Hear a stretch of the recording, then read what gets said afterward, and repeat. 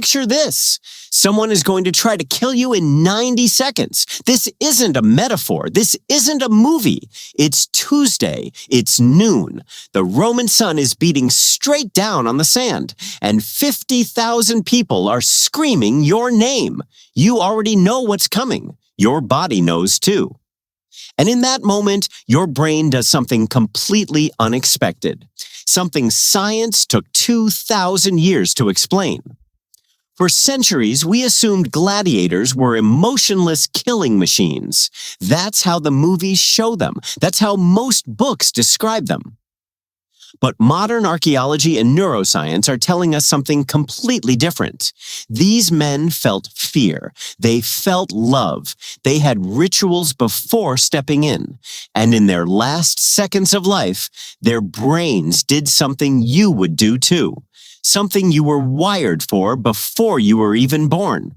This video isn't about Roman violence. It's about what we are as humans when death gets close, and what your brain has ready for that moment without you ever asking for it. Before entering the arena, a gladiator's heart was beating between 150 and 180 times per minute. That's the heart rate of someone sprinting at full speed, but they were standing still, just waiting. The body already knew what the mind was trying to ignore. The adrenal glands were flooding the system with adrenaline. Blood pulled away from the internal organs and rushed into the muscles. The senses spiked to a nearly superhuman level. They could hear the crunch of sand under their own feet. They could smell the sweat of spectators 10 meters away. They could read the movement in their opponent's eyes before a decision was even made. Scientists call this stress-induced hypervigilance. Under extreme threat, the brain perceives the world with brutal clarity. Every detail gets locked in. Every second stretches. Gladiators had their own name for it. They called it being ready. But what nobody expected is that many of them didn't want that feeling to stop. In 2004, researchers at the University of Cambridge analyzed Roman writings, training contracts, and graffiti found on the walls of the ludus, the schools where gladiators lived and trained. And they found a pattern that made no sense on the surface. Many gladiators who survived and earned their freedom came back and signed again. They voluntarily returned to the arena. Free men with money, with fame, choosing to go back. From the outside, that looks insane. From inside the brain, it makes perfect sense.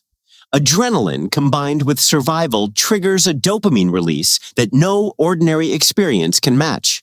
It's the same mechanism combat veterans describe when they talk about war as the most alive they've ever felt. This isn't courage. This isn't madness. It's a neurological dependency on extreme danger. The brain learns that maximum threat equals maximum reward. And once it learns that, it becomes very hard to unlearn. But what nobody expected is that this same chemistry also protected them from pain in ways modern medicine has only recently confirmed. In 2010, archaeologists working in York, England, made an extraordinary discovery: a gladiator cemetery. 46 skeletons, unmistakable combat markings on the bones, healed wounds, fractures that had been properly set, evidence of deliberate surgery and advanced medical care. Roman gladiators had access to elite physicians called medici. In the ancient world, these were the equivalent of today's top sports doctors. But that's not the most surprising thing about the York Cemetery. The researchers ran chemical analyses on the bones themselves, and they found that these men had consumed large quantities of fermented barley, bone ash as a calcium supplement, and plant extracts with analgesic properties, including compounds similar to those found in cannabis. Not to get high, to manage the pain of training that would have destroyed the body of any modern athlete. This means something very specific. By the time a gladiator stepped into his final fight, his pain threshold was already 2 to 3 times higher than an untrained person's. And if he took a serious wound, his brain had another response ready. One more powerful than any medicine.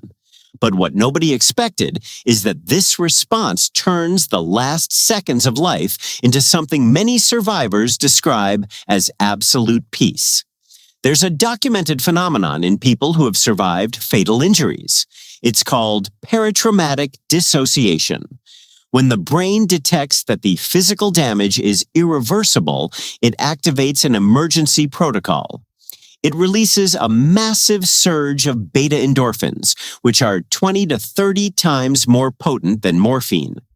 The pain nearly disappears. The perception of time distorts in a radical way. Many survivors describe watching themselves from outside their own body. Others describe a calm that has no rational explanation. And above everything else, they